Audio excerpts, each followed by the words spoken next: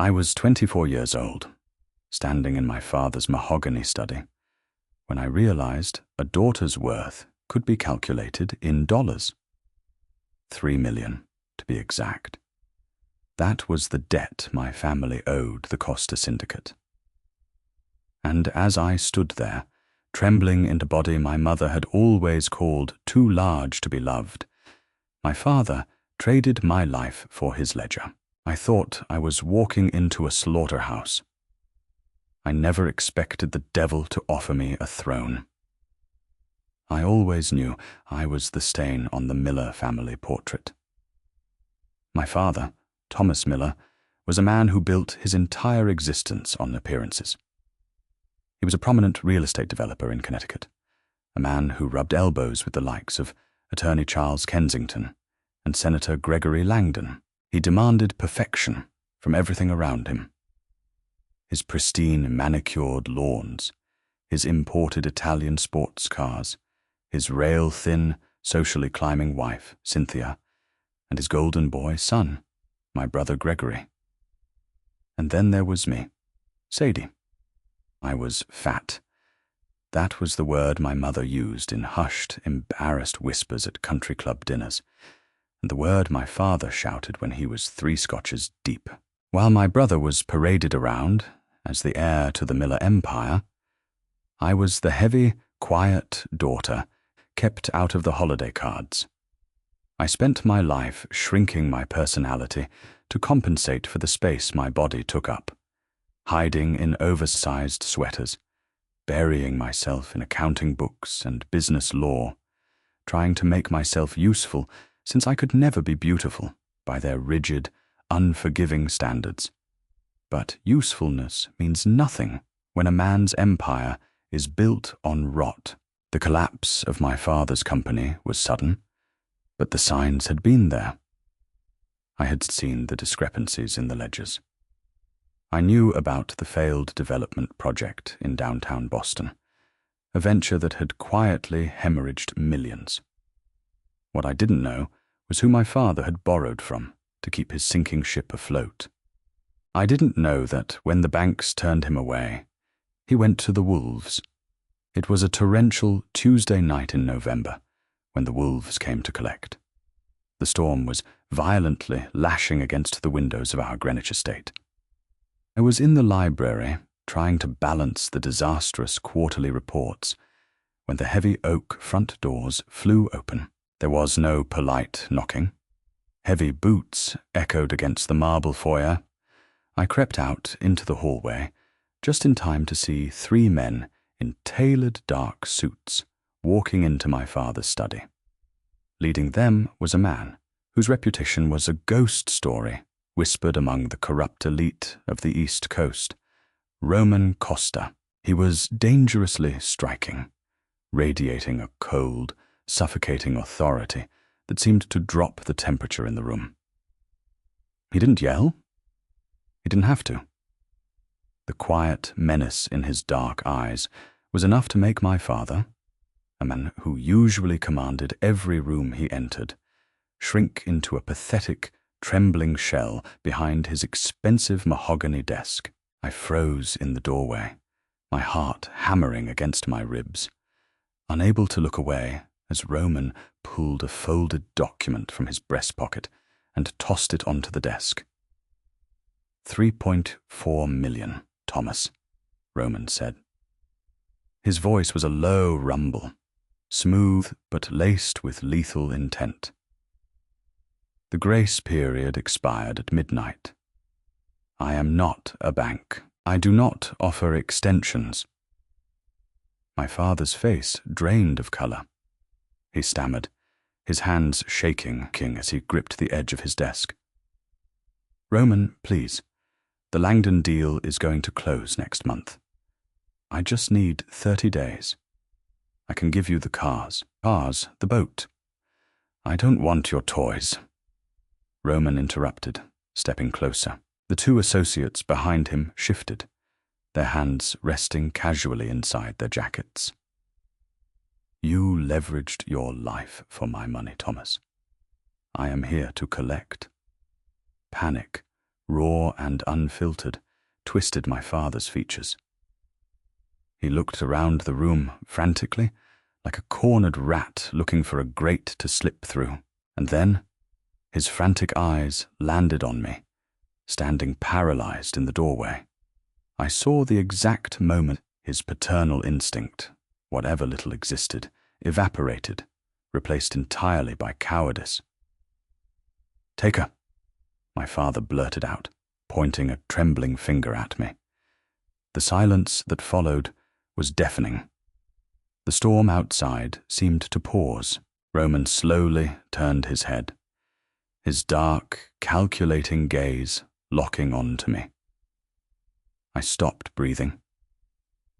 I stood there in my baggy cardigan, my heavy thighs pressing together, my face flushing with a mixture of profound humiliation and absolute terror. "What did you just say?" Roman asked, his voice dropping an octave.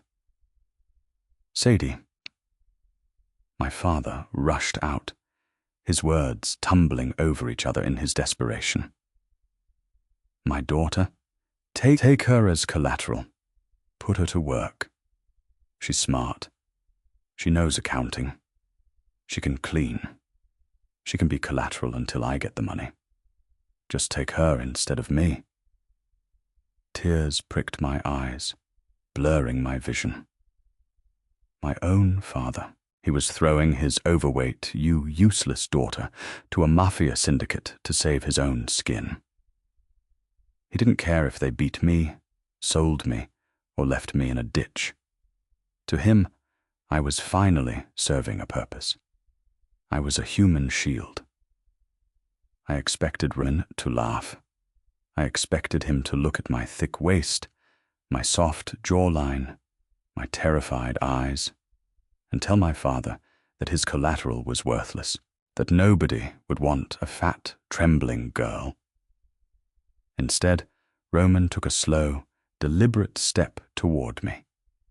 His towering frame blocked out the light from the hallway chandelier. I squeezed my eyes shut, bracing for the harsh judgment, for the cruel rejection that would inevitably lead to my father's demise and my own ruin. But the insult never came. "Pack a bag," Roman ordered, his eyes never leaving mine. "You have 5 minutes." The ride into the darkness was a suffocating nightmare. I sat in the back of the blacked-out SUV, my knees pressed tightly together, my hands clutching the handles of a small duffel bag that held my entire life. Roman sat beside me, completely still, shrouded in shadows. He hadn't spoken a single word since we left my father weeping in his study. My mind raced through horrifying scenarios. I had read the news. I knew what men like Roman Costas did to people who owed them. I assumed I was being taken to a warehouse, a shipping container, somewhere cold and damp, where I would be punished for the sins of a father who never even loved me. Every time the car hit a bump, a fresh wave of panic washed over me, sending a violent tremor through my heavy frame. I tried to make myself as small as possible, pressing against the cold glass of the window, terrified that if my arm accidentally brushed against his expensive wool suit, he would strike me. Instead, the SUV turned off the desolate highway and began winding up a steep, heavily wooded road. The rain was letting up, revealing the imposing iron gates of an enormous estate hidden in the Catskill Mountains.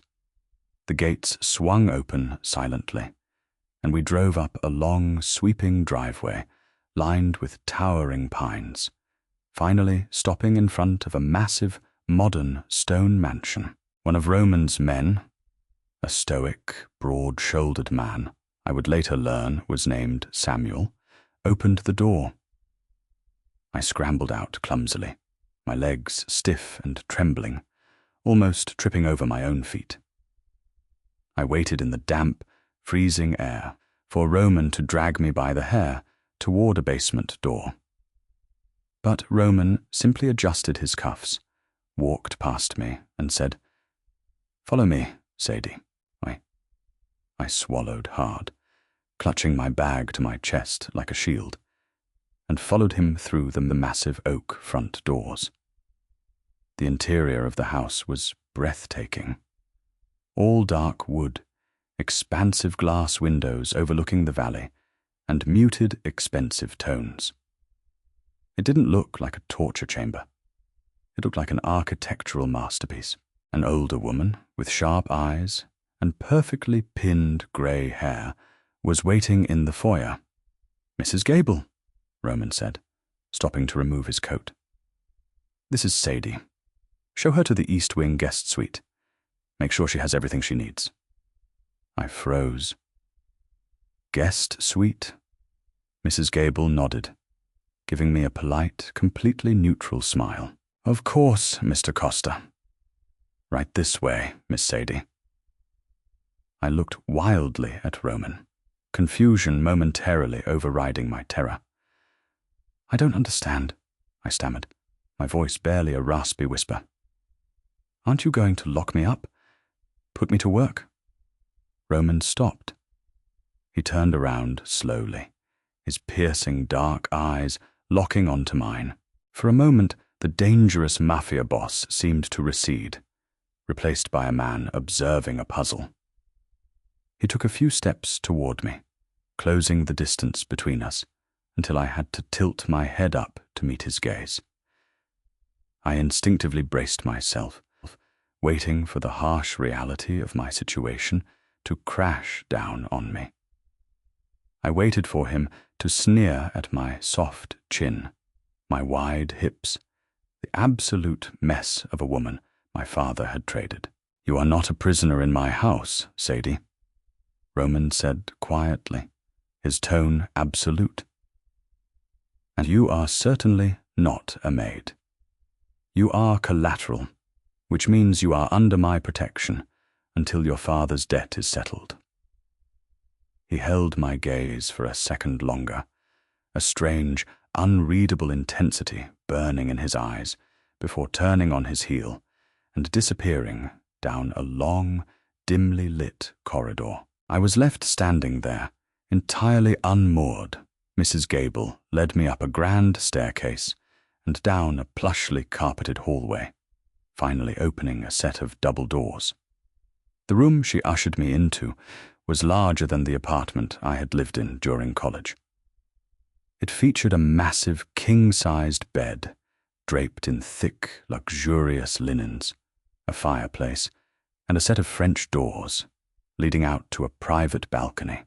The ensuite bathroom was a cavern of white marble, complete with a deep soaking tub. There are fresh towels in the cabinet, and I took the liberty of stocking the closet with some basic necessities, Mrs. Gable said smoothly. "If you are hungry, the kitchen is always open. Mr. Costa prefers a quiet house, but you are free to roam the main floors." "Thank you," I managed to whisper, still clinging tightly to my duffel bag. When the door clicked shut behind her, my legs finally gave out. I sank onto the edge of the incredibly soft mattress, dropping my face into my hands, and sobbed.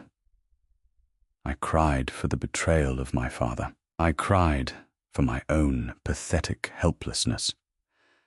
But mostly, I cried because the terrifying Mafia Boss, who had just taken my life away, was treating me with more basic human dignity than my own family ever had.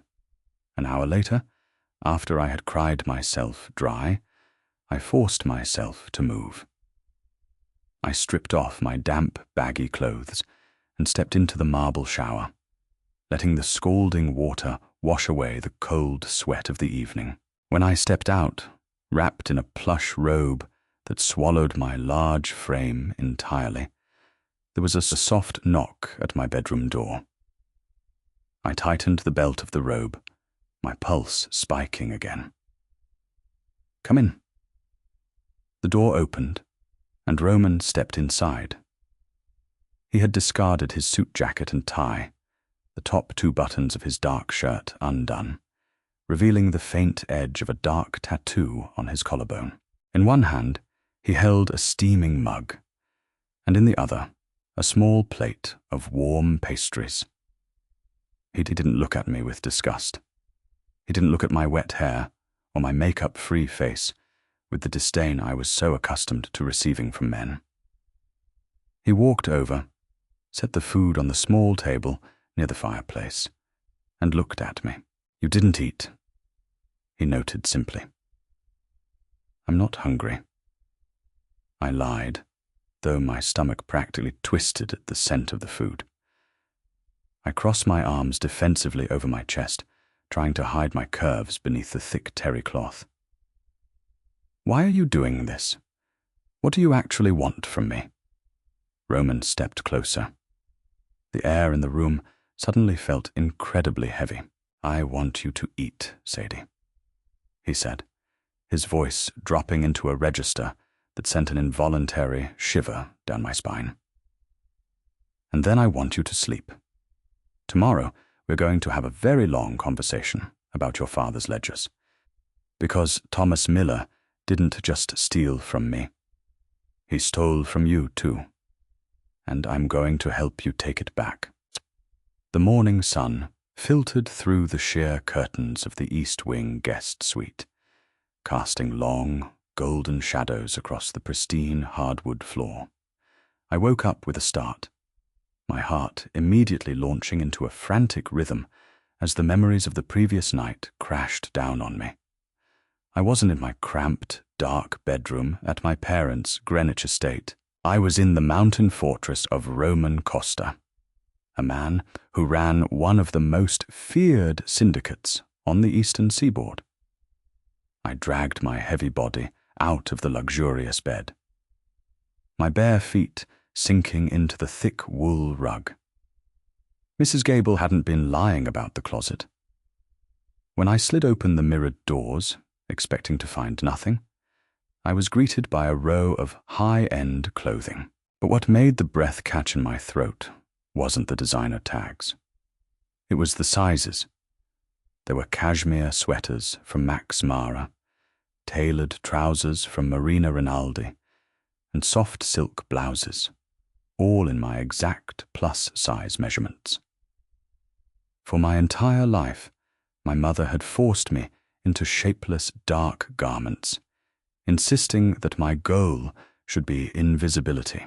Here, a mafia boss had somehow procured a wardrobe designed to make a woman of my size look powerful. I dressed quickly, choosing a wide-leg navy trouser and a soft cream blouse that draped perfectly over my stomach and wide hips. I felt like an imposter wearing clothes this beautiful, but I needed every ounce of armor I could get. When I finally navigated the sprawling corridors to the main floor, I found Roman waiting for me in a massive office that looked less like a mobster's den and more like the executive suite at J.P. Morgan. The walls were lined with towering bookshelves, and at the center sat a sleek, modern glass desk, flanked by 3 glowing computer monitors displaying complex financial models. Roman was on the phone when I tentatively hovered in the doorway. He wore a crisp charcoal suit, his broad shoulders easily commanding the vast space. He caught my eye, muttered a brief, sharp command in Italian, and ended the call. "Sit, Sadie," he instructed, gesturing to a plush leather chair opposite his desk. I walked over, my thighs brushing together, hyper-aware of how much space I took up in the elegant chair. I folded my hands tightly in my lap, bracing myself. "You mentioned my father's ledgers last night. You said he stole from me." Roman didn't mince words. He reached into a desk drawer and pulled out a thick leather-bound folder, tossing it onto the glass surface between us. "Your father, Thomas, is a desperate man," Roman began, his dark eyes locking onto mine with an intensity that made my pulse flutter. When traditional banks like Chase Manhattan and Wells Fargo stopped lending to him 3 years ago, he came to my organization. We fronted him the capital for his commercial development in Boston. But Thomas isn't just a bad businessman, Sadie. He's a coward. Roman pushed the folder toward me. Open it. My hands shook as I flipped open the cover. Inside were copies of bank statements, incorporation documents, and tax filings. As an accountant, the numbers immediately spoke to me. I scanned the first page, my eyes tracking the flow of capital from a shell company in Delaware to an offshore account in the Cayman Islands. Then I saw the signature on the incorporation documents. My breath hitched. This is my name. Sadie Miller. Keep reading, Roman said quietly, leaning back in his chair. Panic swelled in my chest as I flipped through page after page. There were 3 different LLCs, all registered in my name. Millions of dollars in toxic debt, fraudulent loans, and unpaid tax liabilities were tied directly to my Social Security number. While my father was parading my brother Gregory around as the golden heir to the Miller empire, he had secretly weaponized my identity to absorb the toxic fallout of his failing business. He made you the guarantor, Roman explained, his voice dangerously low. If the federal government ever audited the Miller estate, Thomas and your brother would walk away completely clean. You, on the other hand, would face decades in federal prison for wire fraud, tax evasion, and embezzlement. Your family set you up to take the fall for their empire. Tears blurred my vision, hot and stinging. My stomach churned with a sickening cocktail of betrayal and profound grief. I had always known they didn't love me. I knew I was a disappointment, because I was fat, quiet, and refused to play the socialite game. But I never imagined they would actively plot to destroy my life, just to maintain their country club memberships and luxury cars. Why are you showing me this? I whispered, a tear slipping down my cheek and dropping onto the forged signature. If I'm your collateral, why do you care if my father ruined my credit or framed me? You're a criminal. Why does my ruin matter to you? Roman stood up slowly. He walked around the glass desk, his imposing frame closing the distance between us. I flinched, instinctively waiting for a harsh reprimand. But he merely leaned against the edge of the desk, looking down at me with a gaze that burned right through my insecurities. Because I don't tolerate rats, Roman said, his voice a lethal, vibrating purr. And I don't tolerate men who sacrifice the women they are supposed to protect. I am a lot of terrible things, Sadie, but I protect what is mine. And right now, you are mine. He reached out, his large, warm hand gently gripping my chin. I gasped softly at the contact, expecting him to pull away in disgust at the softness of my face. Instead, his thumb brushed away the tear on my cheek, his touch surprisingly tender. Your father owes me $3.4 million, Roman murmured, his eyes dropping briefly to my lips before rising to meet my shocked gaze. But he owes you a life. You are a brilliant accountant. I've seen your real audits, caught discrepancies that firms like Deloitte missed. I want you to work for me. We are going to dismantle Thomas Miller's empire, brick by brick. And you are going to help me burn it to the ground. For the next 3 weeks, Roman's office became my sanctuary and my war room. The crushing fear that had defined my first night at the estate slowly evaporated, replaced by a fierce, burning determination. I was no longer the pathetic, overweight daughter cowering in the shadows of the Miller family. I was a weapon, and Roman Costa was teaching me how to aim. We spent hours huddled over the glowing Bloomberg terminals and stacks of financial reports. I dug into the intricate web of my father's deceit, tracing the phantom money through a labyrinth of dummy corporations. It was agonizing work, but I was exceptionally good at it. Roman's syndicate, despite its illicit nature, operated with the financial complexity of a Fortune 500 company, and he trusted me implicitly with the data. One rainy Tuesday afternoon, the air in the office was thick with the scent of espresso and old paper. I was sitting at the secondary desk Roman had installed for me, poring over a series of wire transfers routed through a minor bank in Zurich. I had been cross-referencing the dates with my brother Gregory's travel logs Roman's security team had effortlessly procured. I found it, I breathed, my heart hammering against my ribs. Roman, who had been reviewing a contract on the leather sofa across the room, looked up.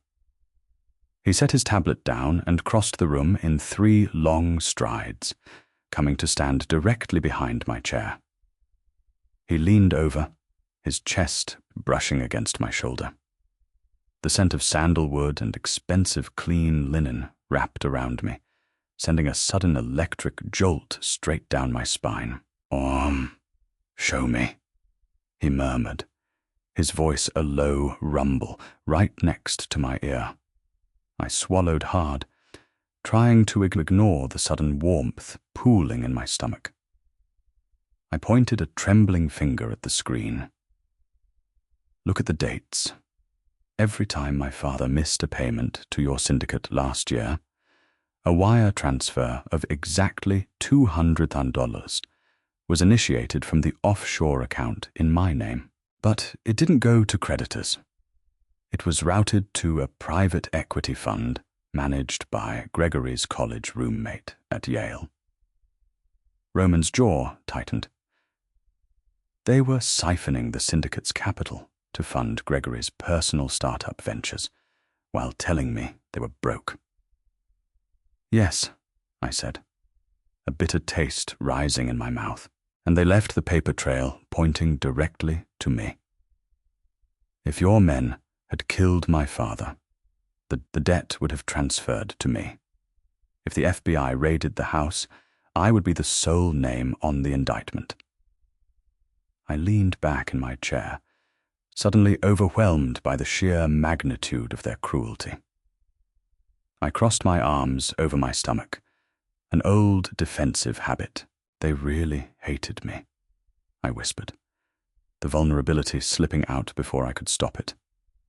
They hated me so much that throwing me to the wolves was just a convenient business transaction. Roman went completely still. He walked around my chair and crouched down in front of me, forcing me to look at him. His dark eyes were blazing with a barely contained fury, but it wasn't directed at me. Stop doing that, Roman commanded softly. Doing what? I asked, my voice cracking. Hiding, he said, gently reaching out to pull my arms away from my stomach. Every time you feel insecure, you try to shrink. You cross your arms. You hunch your shoulders. You try to apologize for the space you occupy in this room. Tears pricked my eyes. Because I take up too much of it, I confessed, the toxic words of the echoing in my head. Look at me, Roman. I'm not the kind of woman men like you keep around. I'm fat. I'm heavy. I'm just collateral. Roman's expression darkened, but his touch remained incredibly gentle. His large hands moved to rest on my thick thighs, the heat of his palms searing through the fabric of my trousers. I gasped, entirely unused to being touched with reverence instead of ridicule. Your family fed you lies to keep you weak, Sadie. Because they knew you were the only one with any real intelligence in that house, Roman said, his voice vibrating with absolute conviction. I don't want a frail, starving socialite who breaks when the wind blows. I look at you, and I see a woman with the strength to carry an empire. I see curves that are meant to be worshipped, not hidden.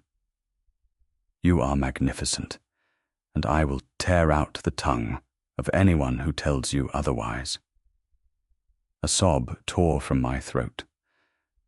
No one had ever spoken to me like this. No one had ever looked at my heavy body and seen power instead of failure. Roman stood up, pulling me with him until I was pressed against his solid chest. I wrapped my arms around his waist, burying my face in his shirt, and let the last of my lifelong shame fracture and break apart in his embrace. But our fragile peace was violently shattered just hours later. It was past midnight when the sprawling estate was plunged into total darkness. The power grid had been cut. Before I could even register the sudden pitch-black silence, the deafening crack of a gunshot shattered the glass of my bedroom window. My father had realized what I was doing. Thomas Miller hadn't sent men to rescue his daughter. He had sent men to eliminate the only witness who could unravel his fraudulent empire, proving once and for all that to my family, my blood was always cheaper than their money. The deafening crack of the gunshot was still echoing in my ears when the heavy oak door to my bedroom was kicked open. I was frozen on the floor, surrounded by the glittering shards of the shattered window, the freezing mountain air whipping through the sudden void in the glass.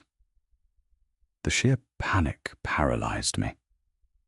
My large frame felt entirely turned to stone as I stared at the bullet hole lodged deep into the mahogany headboard, mere inches from where I had been standing a moment before. Sadie. Roman's voice sliced through the ringing in my ears. He didn't look like a businessman anymore. He looked like the devil himself. He was dressed in black tactical gear, a matte black Glock 19 gripped firmly in his right hand.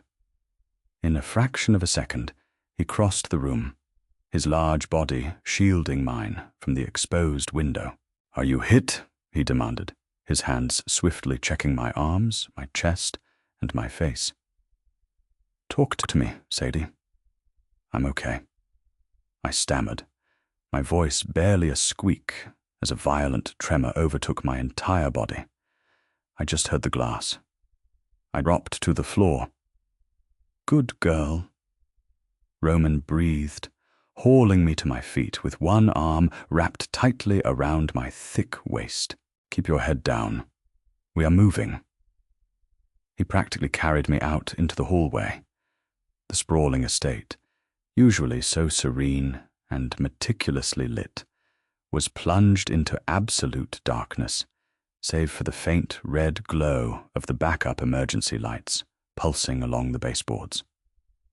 Downstairs, the muffled sounds of shouting and the unmistakable, terrifying pop of suppressed gunfire echoed from the foyer.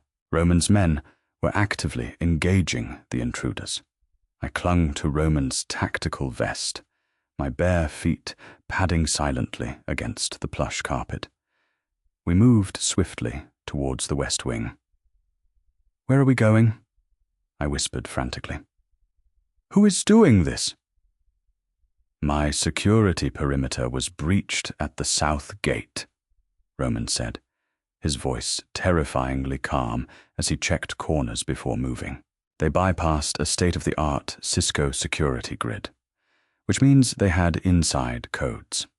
Only a few people have those codes, Sadie, and one of them is the architect who designed this house 10 years ago. My stomach plummeted. The architect.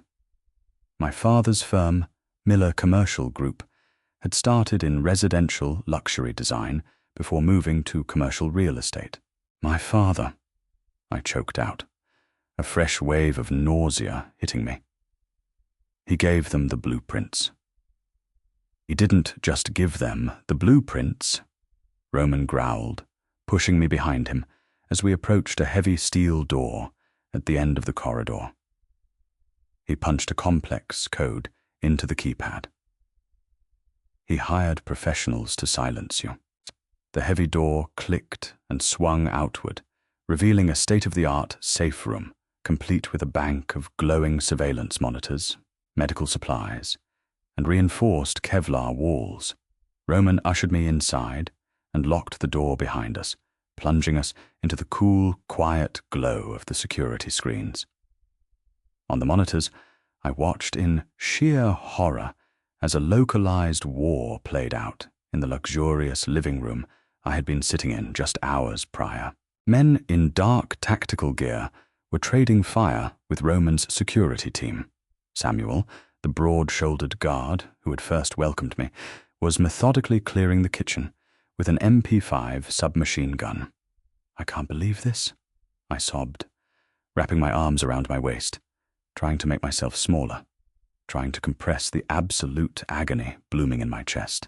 I knew they didn't love me. I knew I was just the fat, ugly disappointment they hid away in the attic. But to send hit men? To actually try to kill me? Roman turned away from the monitors.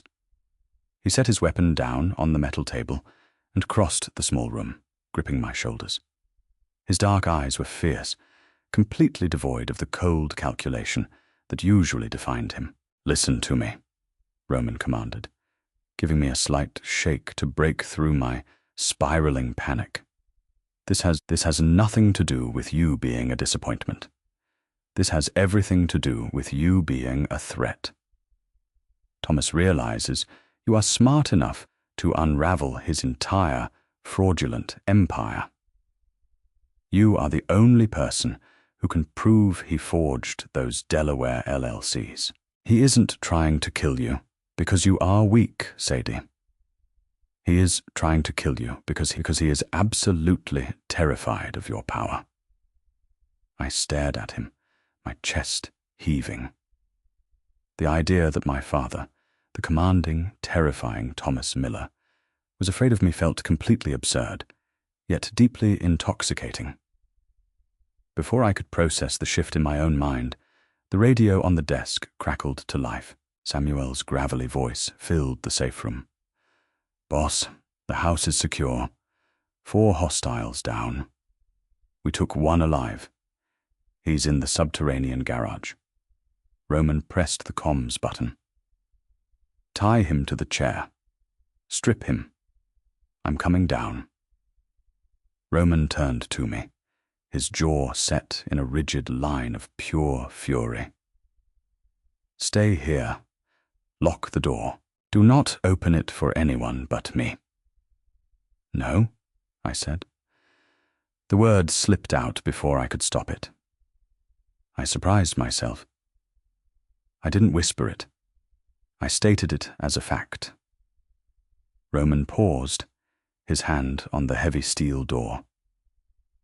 "No, I'm coming with you," I said, forcing my trembling legs to steady.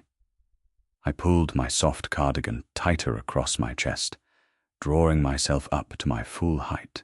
If my family paid this man to put a bullet in my head, I want to look him in the eye when he tells you how much my life was worth. A slow, dark smirk spread across Roman's handsome face. It was a look of dangerous approval. He didn't argue. He picked up his Glock, checked the magazine, and nodded. "Stay behind me." We navigated down the emergency stairwell, the air growing damp and smelling heavily of cordite and copper. When we reached the expansive underground garage, the stark fluorescent lights illuminated a brutal scene. A man in black tactical gear was bound to a metal folding chair, bleeding heavily from his shoulder. Samuel stood beside him, completely unfazed by the gore. Roman walked up to the bound man, radiating a terrifying, quiet menace. "Who holds your contract?" The hitman spat a glob of blood onto the concrete floor. "Go to hell, Costa." Roman didn't flinch. He simply raised his pistol and shot the man in the kneecap. The echoing boom in the garage was deafening, followed instantly by the hitman's agonizing scream. I flinched, instinctively grabbing the back of Roman's vest. But I didn't look away. I couldn't look away. "I will ask you one more time," Roman said, his voice barely above a whisper. "Who holds the contract?" The man, sobbing and thrashing against the zip ties, gasped for air. "Miller." It was Gregory Miller. He reached out on the dark web through an encrypted portal. He paid us in Bitcoin. 300,000 up front, another 300 when the girl was confirmed dead. $600,000. My brother, who couldn't even balance his own checkbook, had used the syndicate's stolen money to hire a hit squad for his own sister. Roman lowered his weapon, turning his head slightly to look at me over his shoulder. The fury in his eyes had solidified into something much colder, something absolute. "Are you ready to burn them down, Sadie?" he asked. I looked at the bleeding hitman, then at the man who had protected me when my own blood had tried to slaughter me. I felt the last lingering threads of loyalty to the Miller family snap, severing cleanly in my chest. "Yes," I answered, my voice steady, resonant, and entirely devoid of fear. "I want to ruin the morning following the attack." The air in Roman's office was electric with cold, calculated vengeance. I hadn't slept, running on unadulterated adrenaline, and a rage so deep it felt like a physical entity inside my ribs. Sitting at the Bloomberg terminal, bathed in the blue light of the monitors, I was no longer an accountant balancing fraudulent ledgers. I was a financial executioner. "I've bypassed the authentication on the Cayman National Bank accounts," I announced, my eyes locked on the screen. Because Gregory is an idiot, he used my social security number to set up the corporate shell. Legally, I am the sole proprietor of the offshore trust. Roman stood by the window, watching the sunrise over the Catskills with a steaming cup of coffee. He turned, an admiring smile playing on his lips. "And the funds?" "I am initiating a wire transfer through a secure routing protocol," I explained, clicking the final authorization box. "I'm not just taking back your 3.4 million, Roman. I'm taking everything. Gregory's startup capital, my father's emergency reserve, the liquid assets tied to the Stamford commercial property. It's all flowing into your holding accounts." Roman walked over, placing a warm hand on my shoulder, his thumb gently tracing my collarbone. "Leaving them with exactly how much?" "0, I said, hitting enter. A green confirmation banner flashed. They are destitute. More importantly, I compiled the raw data detailing their wire fraud, tax evasion, and money laundering. I've programmed a dead man's switch. At exactly noon today, that dossier will be securely emailed to the FBI, the IRS, and the SEC. Roman's chest rumbled with a dark chuckle. "You are terrifying, Sadie."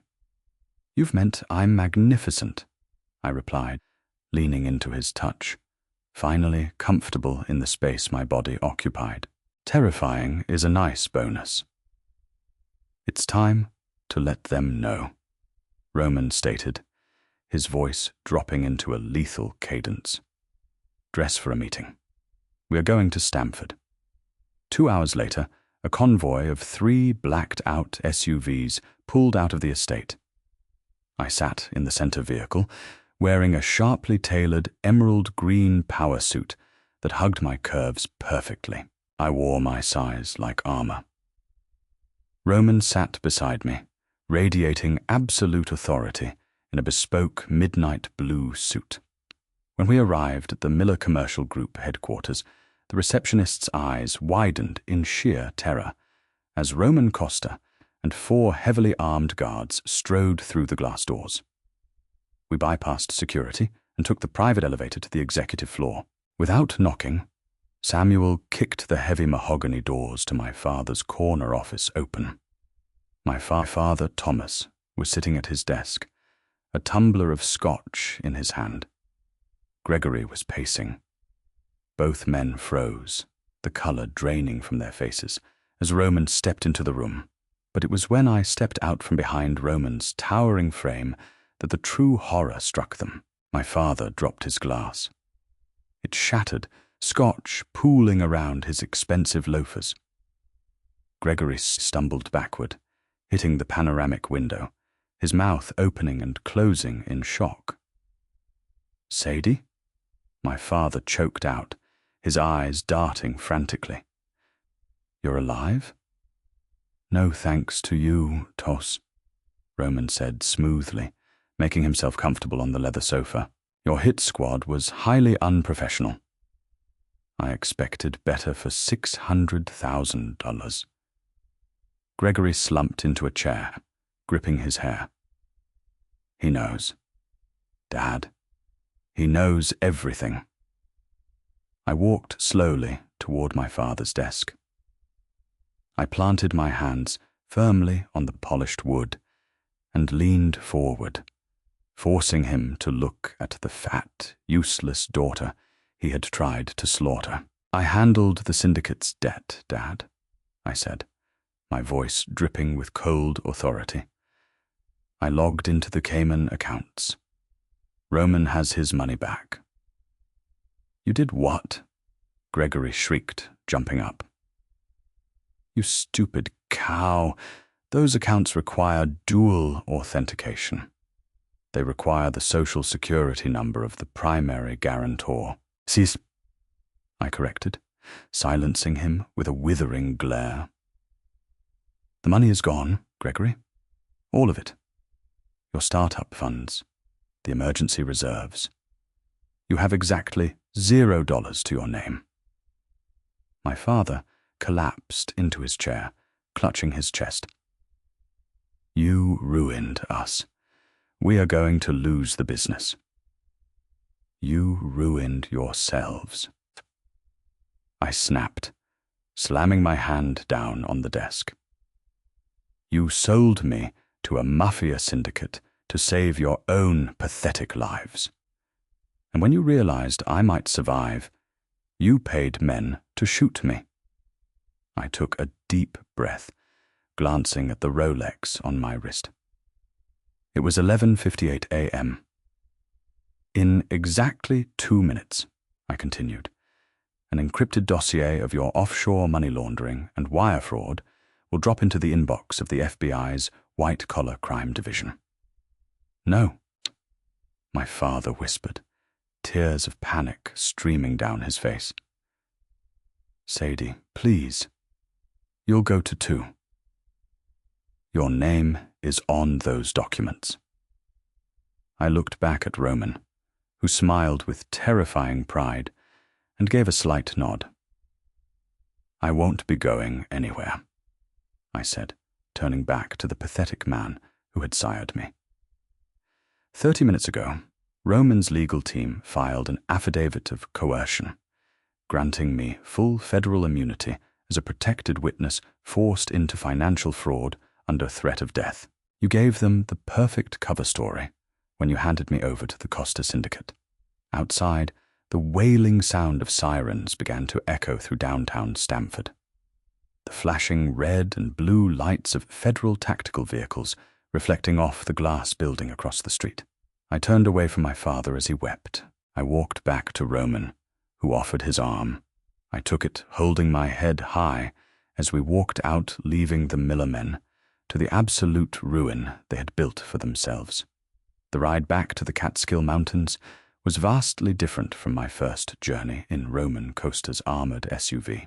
I wasn't a terrified hostage, shrinking into the corner, apologizing for my existence. I sat tall, the emerald green fabric of my suit crisp against the dark leather interior, my hand resting securely in Roman's. The radio played softly in the background, but soon regular programming was interrupted by breaking news.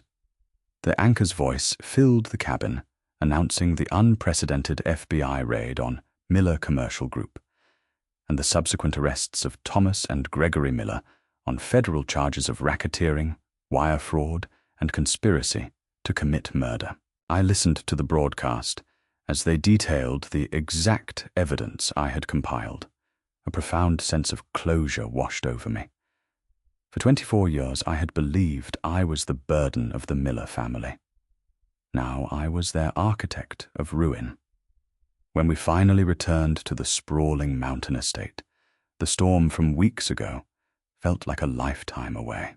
The house was quiet, secure, and bathed in the warm amber glow of the setting sun.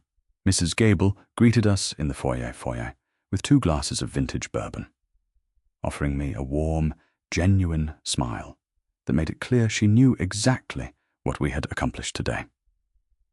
Roman led me into his office, our office now, and closed the heavy doors behind us.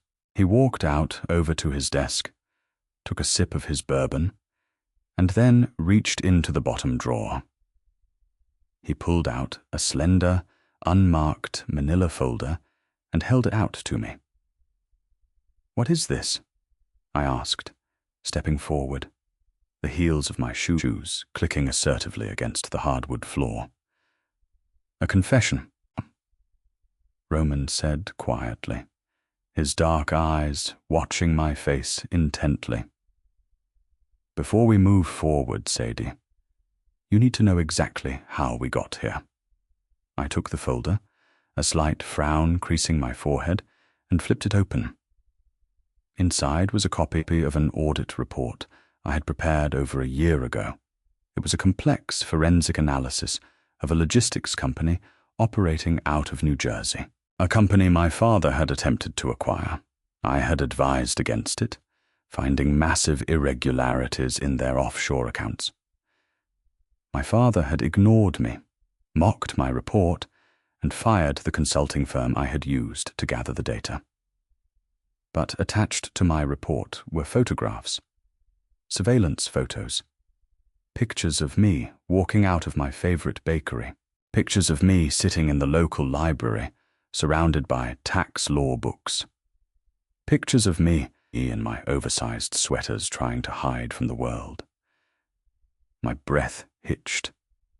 I looked up at Roman, my pulse hammering a frantic rhythm against my collarbone. "You were having me followed?" A year ago, Roman set his glass down and slowly closed the distance between us. "The logistics company your father tried to buy was one of my syndicate's fronts. When Thomas submitted his financial due diligence, I read the forensic audit attached to it. It was brilliant. It dismantled my money laundering operation with a precision I had never seen before. It took my best financial hackers weeks to figure out how you even traced the funds." He reached out, his knuckles gently brushing against my soft cheek. I had to know who possessed that kind of genius. When I found out it was Thomas Miller's daughter, the daughter he kept hidden away like a shameful secret, I was furious. But more than that, I was captivated. I stared at him, my mind spinning as the puzzle pieces finally snapped together. "You didn't loan my father that money because you thought his Boston project would succeed. You knew it was toxic." "I knew he would default," Roman confirmed. his voice a low, vibrating purr. I knew he was arrogant, and I knew he would use your name to cover his tracks. I systematically backed Thomas Miller into a corner with only one exit. I wanted you, Sadie. I wanted your mind for my empire, and I wanted you out of that toxic house. When he offered you as collateral, it wasn't a desperate whim. It was the exact outcome I had orchestrated for 12 months. A year ago, I would have been terrified by this level of ruthless manipulation. But standing here now, wearing the armor he had helped me forge, I felt an overwhelming rush of power. Roman Costa, the most feared man on the eastern seaboard, hadn't seen me as a pawn. He had seen me as a queen, and he had rigged the entire board just to clear my path to the throne. "You are a monster, Roman," I whispered, though there was no malice in my words. It was a declaration of fact, spoken with profound reverence. "I am," he agreed, wrapping his large arms around my thick waist and pulling me flush against his hard chest. "But I am your monster, Sadie. I will burn down cities to keep you safe. I will tear apart anyone who makes you feel less than the absolute goddess you are. I don't just want you as my chief financial officer. I want you as my partner in everything." He didn't wait for an answer. He leaned down and captured my lips in a searing, possessive kiss. It wasn't a gentle, polite kiss. It was a brand. It tasted of expensive bourbon, dark promises, and absolute devotion. For the first time in my life, I didn't try to pull back. I didn't worry about the softness of my stomach pressing against his abs, or the width of my hips in his grasp. I leaned into the kiss, tangling my hands in his dark hair, kissing him back with a fierce, burning hunger that matched his own. When we finally broke apart, breathless and tethered together in the quiet twilight of the office, Roman rested his forehead against mine. "The syndicate is going legitimate, Sadie," he murmured. "We are dissolving the illicit operations, washing the capital through the real estate you are going to acquire. You are going to build a new empire, and nobody will ever dare cross the Miller-Costa name." 2 years later, that promise became a reality. I stood on the balcony of our penthouse, overlooking the Manhattan skyline, a glass of champagne in my hand. I wore a custom-made ruby-red silk gown that clung to my curves, highlighting the heavy, beautiful body that my husband worshipped every single night. The news cycle no longer talked about Thomas and Gregory Miller, who were currently serving consecutive 30-year sentences in a federal penitentiary. Instead, they talked about Sadie Costa, the brilliant CEO of Costa Holdings, a woman who had taken the financial world by storm. I had taken the shattered, fraudulent pieces of my past and forged them into an impenetrable future. I was no longer collateral. I was the boss. And as Roman stepped out onto the balcony, wrapping his arms around my waist and pressing a kiss to the curve of my shoulder, I knew that the debt was finally, permanently settled. Wow, what a journey. Sadie transformed from a hidden, overlooked daughter into an absolute powerhouse, proving that true worth has absolutely nothing to do with society's narrow standards, and everything to do with the brilliance of your mind and the fire in your soul. If you loved this story of ultimate revenge, mafia romance, and reclaiming personal power, please hit that like button. Don't forget to share this video with someone who needs a reminder of their own fierce strength, and subscribe to our channel for more thrilling, dramatic, real-life stories. Let me know in the comments what you thought of Roman's master plan.